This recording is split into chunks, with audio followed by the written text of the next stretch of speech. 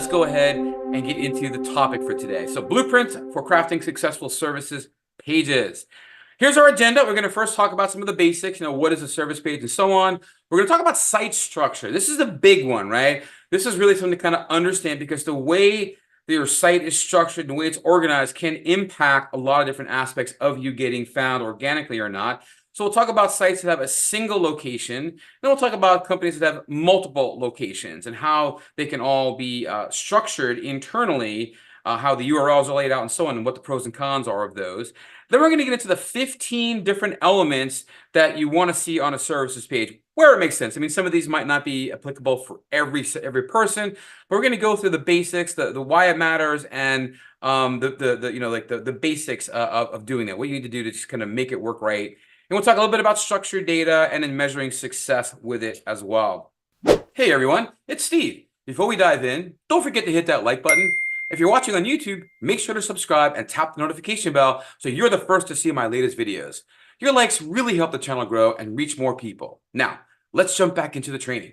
So let's first start off with the service page basics. So what is a service page specifically, right? So a service page is a dedicated web page on your site that outlines a specific product or service that a business offers. So if you're an HVAC company, you may have a service that's called AC repair. You may have an AC installation page. You may have an AC maintenance page. You may have a heating repair page, right? So if you're a roofer, you may have roof installation, roof repair, roof maintenance. You can have all those different things might come in there. And what these services pages do, they act as a central hub for your potential customers to learn about those options that are available for your business and what those benefits may be if they choose to use it.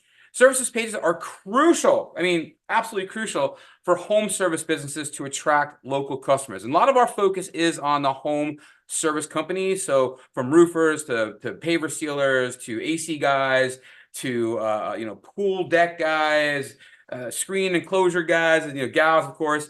But there's we tend to focus a bit more on the home area where there's good money involved, right? So if you're a kitchen and bath remodeler, right? You get one job, you may make 5, 10, 15,000 bucks, something like that, right?